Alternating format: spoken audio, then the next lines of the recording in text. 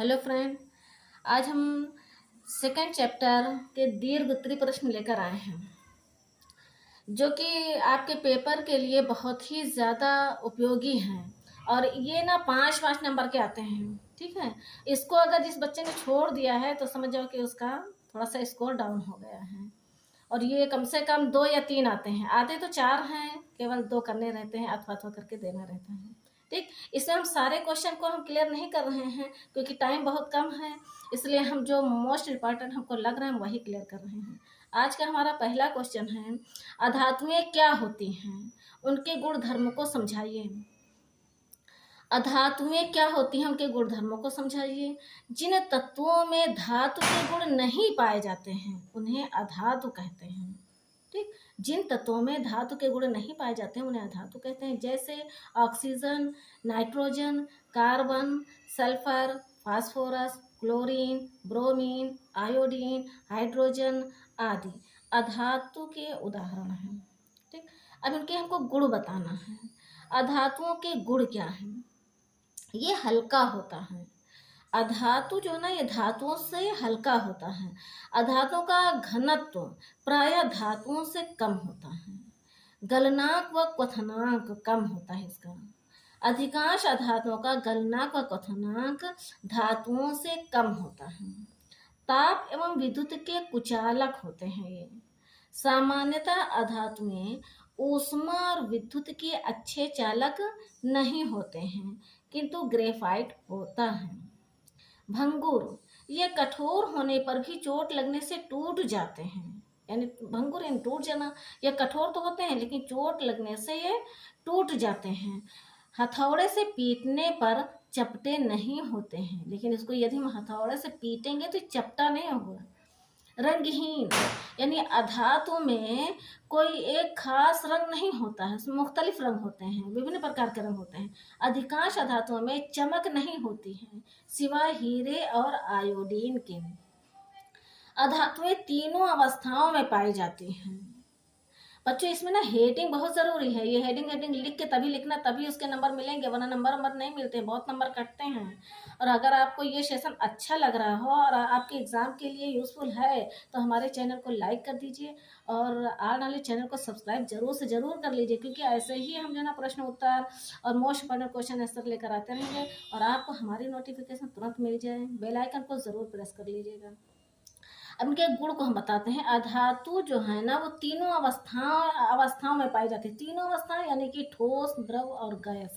अधातु तीनों जगह पे पाई जाती हैं। जैसे ऑक्सीजन गैस के रूप में हमको देखने को मिलता है। ब्रोमीन द्रव के रूप में देखने को मिलता है। सल्फर ठोस के रूप में। अधातु अम्लीय ऑक्साइड बनाता है। अधातु अम्लीय ऑक्साइड बनाता है, यानी ऑक्सीजन के साथ अभिक्रिया करने पर अधातु सामान्यतः अम्लीय ऑक्साइड बनाते हैं। प्रश्न नंबर 2 है, भौतिक परिवर्तन क्या है? भौतिक परिवर्तन के 2 उदाहरण दीजिए। वह परिवर्तन जिसमें पदार्थ की अवस्थाओं का अंतः रूपांतरण तो होता है, परंतु पदार्थ के संगठन तथा रासायनिक प्रकृति में कोई परिवर्तन नहीं होता है, भौतिक परिवर्तन कहलाता है। अर्थात वे परिवर्तन जिनमें कोई नए पदार्थ नहीं बनते हैं भौतिक परिवर्तन कहलाते हैं। यानी उसमें अगर उसके आकार में, रंग में, इन सब चीज़ों में परिवर्तन हो जाता है लेकिन कोई नया पदार्थ नहीं बनता है तो वो भौतिक परिवर्तन कहलाता है। वह जैसे यानी भौतिक परिवर्तन में उनके व्यष्टित्व यानी आइडेंटिटी में परिवर्तन नहीं होता है। वे कुछ भौतिक प्रक्रमों द्वारा अपने मूल रूप से आसानी से पुरानी अवस्था में लौट सकते हैं। अर्थात भौतिक परिवर्तनों को आसानी से उत्क्रमित यानी उल्टा पुनः उसी अवस्था में लाना, उत्क्रमित किया जा सकता है। भौतिक अवस्था, आकार और बाह्य आकृति में परिवर्तन भौतिक परिवर्तन कहलाता है। ठीक, जैसे बर्फ का गलना यानी जल बनना, जल का हिमीकरण यानी कि बर्फ बनना, विद्युत बल्ब का जलना, चमकना, जलना, ये सब क्या चीज़ है? ये सब भौतिक परिवर्तन है। यानी विद्युत बल्ब, जैसे हम लोगों के घर में लाइट है ना, आप लोगों के घर में लाइट है, लाइट आई, जल गया और उसके बाद लाइट चली गई, फिर बुझ गया, फिर उसी अवस्था में आ गया। तो क्या भौतिक परिवर्तन है। कांच के गिलास का टूटना, कांच के गिलास का टूटना यह भी भौतिक परिवर्तन है, क्योंकि गिलास टूट गया लेकिन कोई नया पदार्थ थोड़ी ना बना, कांच है तो कांच ही रहेगा। कागज का फाड़ना, यदि हमने कोई पेपर फाड़ दिया है तो भौतिक परिवर्तन है, क्योंकि फाड़ने के बाद में वो कोई नया पदार्थ नहीं बना है, भले ही उसके 2 4 10 टुकड़े हो गए हैं, लेकिन उसी अगर कागज को हम जला देंगे तो वो हमारा रासायनिक परिवर्तन हो जाएगा। क्यों? क्योंकि जलने के बाद में वो राख बन जाएगा। ठीक। पेड़ को काटना, अब कोई पेड़ है, हमने उसको काट दिया, ठीक है तो वह लकड़ी ही, पेड़ भी मेरा लकड़ी का है, काट दिया वो भी लकड़ी का, तो भौतिक परिवर्तन है। जल का उबलकर वाष्प बनना, जल में नमक का घुलना, सलाद बनाना। अब चाहे सलाद आप टमाटर प्याज मूली का बनाओ, चाहे कोई फल का बनाओ, सलाद बनना। जैसे मान के चलो हमने टमाटर प्याज मूली काटा है, अगर नहीं काटा तो भी वो वही चीज़ है, काट दिया है मूली काटा है तो उसको हम मूली ही तो कहेंगे, कि कोई नया पदार्थ बन जाएगा, नहीं बन जाएगा ना। तो इसलिए भी भौतिक परिवर्तन है। मोम का पिघलना, यदि मोम है हमने उसको पिघला लिया है, वो द्रव अवस्था में हो गया है, लेकिन यदि उसको हम फिर उसी अवस्था में लाना चाहें तो ठंडा करके हम ला सकते हैं, इसलिए ये भौतिक परिवर्तन है। ठीक। प्रश्न नंबर 3, प्रश्न नंबर 3, रासायनिक परिवर्तन क्या है। यहाँ पे बच्चों आधा का होगा, ये पूरा का नहीं होगा, ठीक है। रासायनिक परिवर्तन क्या है। रासायनिक परिवर्तन के 2 उदाहरण दीजिए। वे पदार्थ जिनमें परिवर्तन होने के बाद नया पदार्थ बन जाता है रासायनिक परिवर्तन कहलाता है। भौतिक परिवर्तन में नया पदार्थ नहीं बनता है और रासायनिक परिवर्तन में नया पदार्थ बन जाता है। वे पदार्थ जिनमें परिवर्तन होने के बाद नया पदार्थ बन जाता है रासायनिक परिवर्तन कहलाता है। रासायनिक परिवर्तन में शामिल पदार्थों में उनका व्यक्तित्व यानी आइडेंटिटी परिवर्तित हो जाता है। वे पूर्णतः नए पदार्थ में रूपांतरित हो जाते हैं। नए पदार्थों को प्रायः उनके मूल रूप में वापस नहीं लाया जा सकता है, अर्थात रासायनिक परिवर्तन प्रायः अनुत्क्रमणीय होते हैं। कहने का मतलब यह है कि रासायनिक परिवर्तन से हमारा नया पदार्थ बनता है। जैसे हमने दूध से दही बना लिया है, ठीक है, अब हम दही से फिर दूध बनाना चाहें तो नहीं बना सकते हैं, ये मेरा रासायनिक परिवर्तन है। हमने कागज को जला दिया है, कपड़े को जला दिया है, लकड़ी को जला दिया है, अब जलाने के बाद में जैसे हमने कपड़ा जला दिया, अब सोचे कि फिर वो कपड़ा बन जाए तो नहीं बन सकता है, यह रासायनिक परिवर्तन है। यदि हमने कपड़े को फाड़ दिया है, कैंची से काट दिया है, तो ये हमारा भौतिक परिवर्तन है, क्योंकि काटने के बाद में कोई नया पदार्थ नहीं बना है, वो कपड़ा है तो कपड़ा ही रहेगा। जैसे हमने उसको, एक कपड़ा था, हमने उसको 4 खंडों में काट दिया है, फिर बाद हम ये सोचे कि ना इसको हम फिर से जोड़ के लाओ फिर बना लें, तो बन सकता है, पुनः उसी अवस्था में आ सकता है, लेकिन हाँ उसमें कुछ आकार और आयतन में परिवर्तन हो जाता है भौतिक परिवर्तन में। यदि उसको हम दोबारा उसी अवस्था में ना ला सकें, उसका नाम ही बदल जाए, जैसे कागज को जलाने के बाद में उसको हम कागज नहीं कहेंगे, उसको हम राख कहेंगे। लकड़ी को जलाने के बाद में उसको हम लकड़ी नहीं कहेंगे, उसको हम कोयला कहेंगे, उसको हम राख कहेंगे, उसका नाम भी बदल गया, उसका आकार भी बदल गया, उसका सब कुछ बदल गया, तो रासायनिक परिवर्तन है। आगे वही सब चीज दिया हुआ है, जैसे मैग्नीशियम तार का जलना, कागज का जलना, लोहे में जंग लगना, दूध से दही बनना, भोजन का पकना आदि। अभी जो हमने समझाया पूरा वही सब है। जैसे भोजन पक गया, जैसे हमने दाल बना लिया है, अब हम चाहेंगे नहीं अब हमको ये वही कच्ची वाली दाल चाहिए, तो क्या बन सकता है? नहीं बन सकता है। लेकिन यहाँ पे एक चीज़ याद रखना, जब हम लोग रोटी बनाते हैं, जैसे हम लोग लोई बनाते हैं तब रोटी बनाते हैं, लोई को बनाना, ठीक है, या रोटी को पटरी बेलन पे बेलना, ये हमारा भौतिक परिवर्तन है। क्योंकि जैसे हमने लोई बनाया या हमने रोटी चलो बेल लिया, हमने उसको पराठा बना लिया है, 3 कोने का बना दिया, फिर समझ अरे नहीं पराठा नहीं, इसको हम रोटी बनाते हैं, फिर गोल कर देंगे उसको लोई बना करके, यानी उसको हम अपने इच्छा अनुसार बदल सकते हैं। तो ये क्या भौतिक परिवर्तन है। लेकिन वही रोटी यदि हम तवे पे डाल चुके हों, सीख गए हों, तब वो भौतिक परिवर्तन नहीं, वो रासायनिक परिवर्तन है। क्योंकि रोटी को अगर हम फिर से सोचे कि लाओ हम इसको फिर से दूसरी लोई बना करके इसी को और हम पराठा बना, तो नहीं बना सकते हैं। ठीक। कागज जलने के बाद राख बन जाता है, जो कि एक नया पदार्थ है, अर्थात कागज का जलना रासायनिक परिवर्तन है।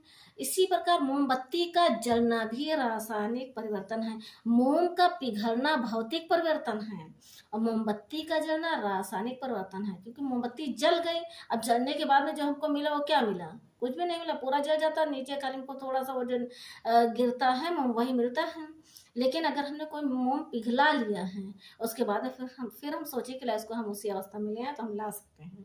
मोमबत्ती का जलना रासायनिक परिवर्तन है, जबकि मोम का पिघलना भौतिक परिवर्तन है, क्योंकि ठंडा होने के बाद मोम पुनः अपनी अवस्था में आ सकता है। प्रश्न नंबर 4 है, एक मिश्रण में जल, केरोसिन और रेत है, आप इस मिश्रण को किस प्रकार पृथक करेंगे। यानी मेरे पास एक जल है यानी पानी है, उसमें ना बालू के कुछ कण हैं, रेत यानी बालू, और केरोसिन यानी मिट्टी का तेल। अब उस पानी में बालू भी है और मिट्टी का तेल है, हमको उसको अलग करना है, जल को बिल्कुल स्वच्छ करना। कैसे करेंगे। जल में रेत के मिश्रण को अवसादन तथा निस्तारण द्वारा पृथक किया जा सकता है, फिल्टर विधि द्वारा अलग किया जा सकता है। अवसादन विधि, अवसादन क्या होता है, इस विधि में जल को कुछ समय के लिए शांत रख देते हैं, जिससे रेत तली में बैठ जाती है और साफ पानी ऊपर रहता है, जिसको दूसरे बर्तन में ले लिया जाता है और जल शुद्ध हो जाता है। यानी जैसे जल में, अभी ये क्वेश्चन क्या था कि जल में रेत है, रेत यानी बालू है, तो उसको हम कैसे अलग करेंगे। जैसे हम लोग घर में करते हैं, यानी अगर पानी नल से निकालते हैं उसमें बालू आ रहा होता है तो थोड़ी देर के लिए उसको हम रख देते हैं, उसके बाद में बालू जो होता है वो नीचे बैठ जाता है, ऊपर का पानी हम दूसरे बर्तन में ले लेते हैं, पानी शुद्ध हो गया है। फिल्टरन विधि द्वारा ठोस कणों को पृथक करने के लिए जल को फिल्टरन टैंक द्वारा गुजारते हैं, यानी जो हम लोग फिल्टर पानी पीते हैं ना वही चीज़ है, फिल्टरन टैंक द्वारा गुजारते हैं। इसमें कुछ परतें होती हैं, कुछ परतें मतलब इसमें 3 परतें होती हैं, आप लोग अपने फिल्टर में घर में लगा होगा उसमें देखना 3 पाइप मॉडल होता है, जिसमें सबसे ऊपर महीन रेत की परत, मध्य में मोटी रेत की परत और सबसे नीचे तल परत के रूप में ग्रेवल या बजरी होती हैं।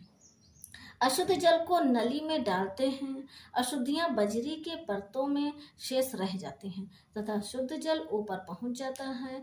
इसके पश्चात स्वच्छ जल को क्लोरोनीकरण टैंक में भेजा जाता है और अब यह जल शुद्ध है। ठीक। पृथक्करण कीप द्वारा हम केरोसिन को अलग करते हैं। केरोसिन को कैसे अलग करते हैं, पृथक्करण कीप के द्वारा। पृथक्करण कीप द्वारा केरोसिन को जल से अलग किया जा सकता है, क्योंकि मिट्टी का तेल और पानी अमिश्रणीय द्रव हैं, इनके घनत्व में अंतर होता है। यह विधि तेल पानी को 2 अलग अलग परतों में जमने देता है, जहां तेल ऊपर और पानी नीचे रह जाता है। कीप के स्टॉप कॉक को खोलकर पानी निकाल लिया जाता है और तेल उसी कीप में रह जाता है। ठीक, कहने का मतलब यह है कि अगर किसी पानी में, जल में केरोसिन मिला हुआ, मिट्टी का तेल मिला हुआ है, तो उसको हम क्या करेंगे, एक बड़ी सी कीप लेंगे और उसके नीचे की जो जहाँ से पानी निकलता है छोटा छिद्र होता है उसको हम इसी चीज़ से लॉक कर देंगे और उसमें केरोसिन का मिश्रण जो है, जल में जो केरोसिन मिला हुआ है उसको हम रख देंगे। थोड़ी देर के बाद में तेल ऊपर हो जाएगा, ठीक है, और पानी नीचे हो जाएगा। तो क्या करते हैं, जब देखेंगे कि तेल ऊपर हो गया तो नीचे से धीरे से खोल करके हम पानी निकाल लेंगे, तेल उसी में जमा रह जाएगा। इसी प्रकार हम अपने जल को शुद्ध कर लेते हैं। बस आज का इतना ही है, और अगर आप लोगों को ये सेशन अच्छा लगा हो तो हमारे चैनल को लाइक कर दीजिए और सब्सक्राइब तो ज़रूर से ज़रूर कर लीजिए। तब तक के लिए जय हिंद, जय भारत।